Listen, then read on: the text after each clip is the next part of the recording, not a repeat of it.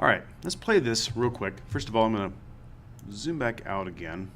Notice we have a lot of extra space over here, 44 seconds. We're not going to be using anywhere near 44 seconds. And you can extend this and cut this any way you want to. Be aware this is a destructive process. So if I bring this down to like, say 6 seconds, that's going to be plenty of time to do a ball bounce or a cube bounce. I'm going to go to Composition.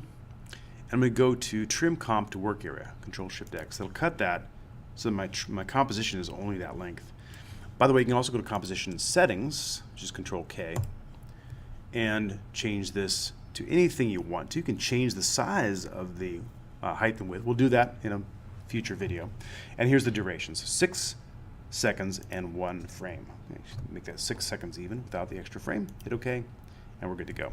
So now I can see, I can play this, and you can change the work area. This is the temporary work area. This is going to just allow me to see this and play it back. Again, space bar, giving that little cut there.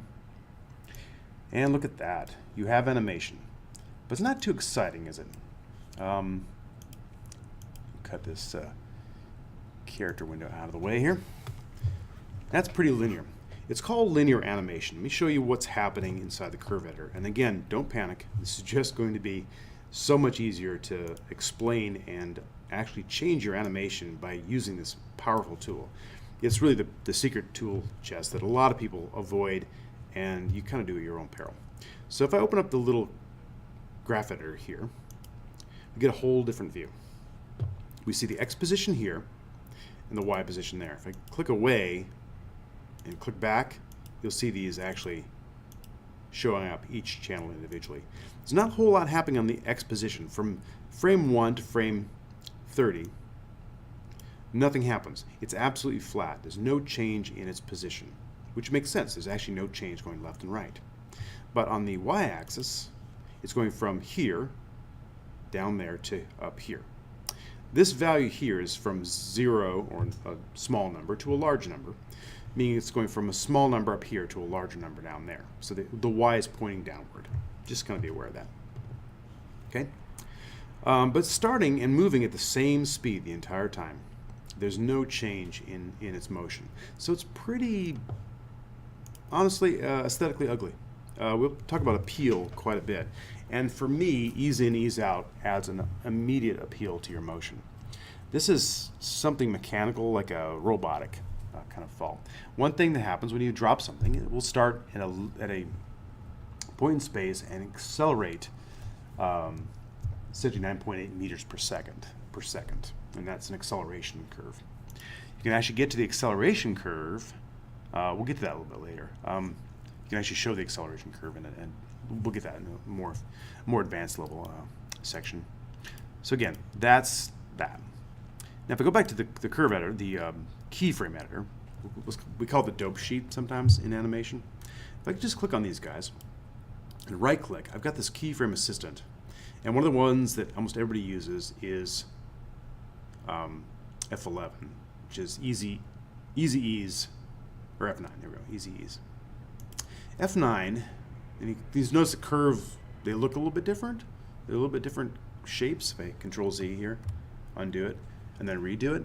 And also watch the spacing here. These are spacing, the space that the object moves per frame. It's called spacing.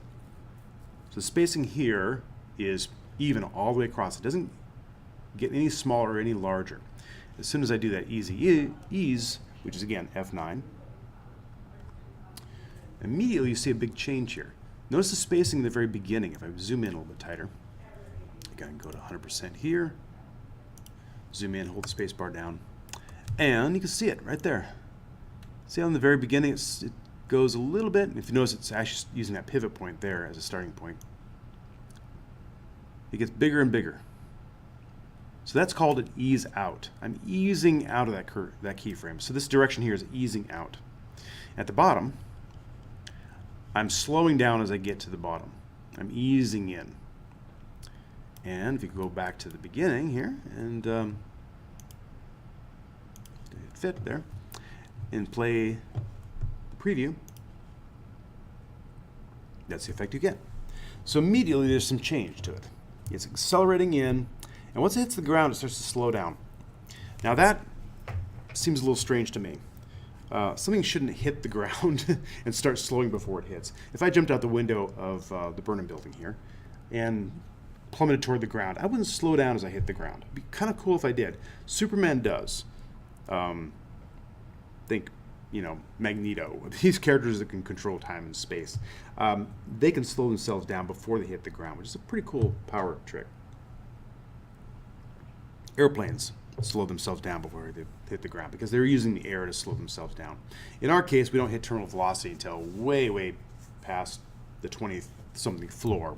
We start to lose that acceleration. But we're keeping our velocity up to several hundred miles an hour. So we don't slow down. Okay, but we'll create a few more keys and I'll show you that effect and how you can make this thing bounce back up.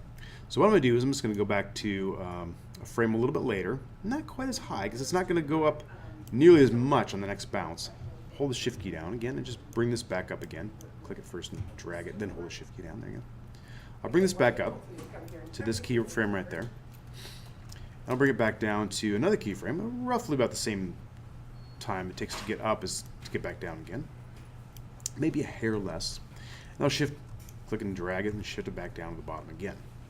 And whatever this value is, by the way, if you click on this value here, which is the X position with that's nothing. Be the Y is 549. So this one here also has to be 500. Oops, what's it? 945. Sorry, I've got numeric dyslexia here. 945. Cool. So it's the same thing. We can copy this or hit edit value and type in the number here, and go to this one. Right click, edit the value, and type in that same number there. You can do that. Or copy and paste keys too, which we'll get to later.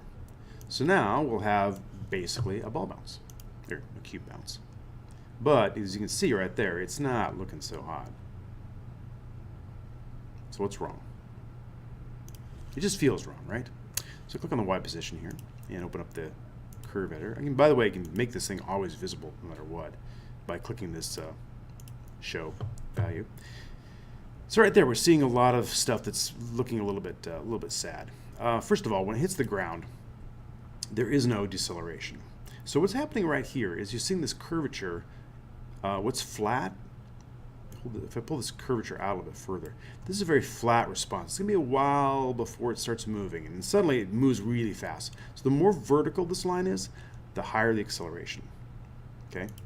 If I grab this other end here, I can move this around too. If I pull this down, I can break this. So what this is doing is telling me that this is going to go in, it's going to ease out and hard in. Then it's going to go back hard out again, and then ease in.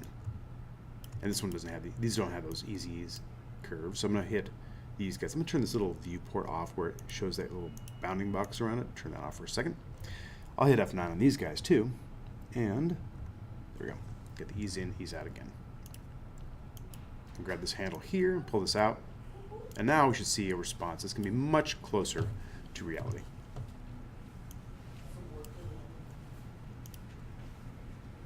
There we go. And immediately it's got more appeal. It seems like it's actually holding itself in the air a little bit longer. This is something I like to push with my students in animation too. You want to get that kind of cartoony Warner Brothers animation. You want to have kind of a cartoon physics. Things are going to be hanging in the air a lot longer than they normally would, which will give them immediate appeal. So I'm going to pull this line, holding the shift key, I'm going to pull this curvature out like this tangent handle, just like in Illustrator. These are the exact same curvatures we use in Illustrator. Same thing. So you should be pretty familiar with these.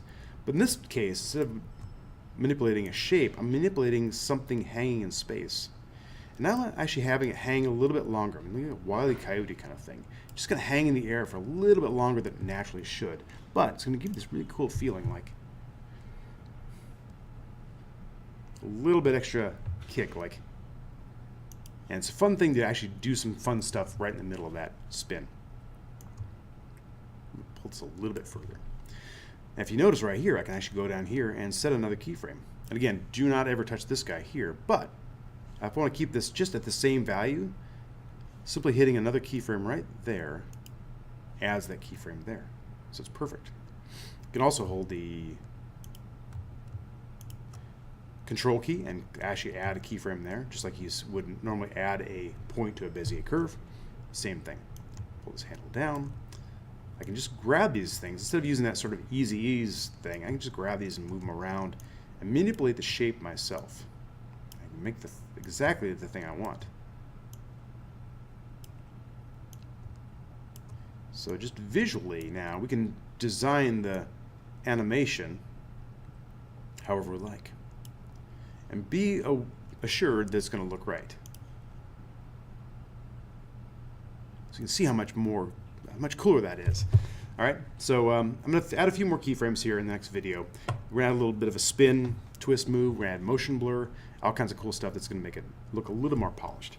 But we're almost done, actually. We're actually pretty close to being finished with this first project, so not a whole lot more.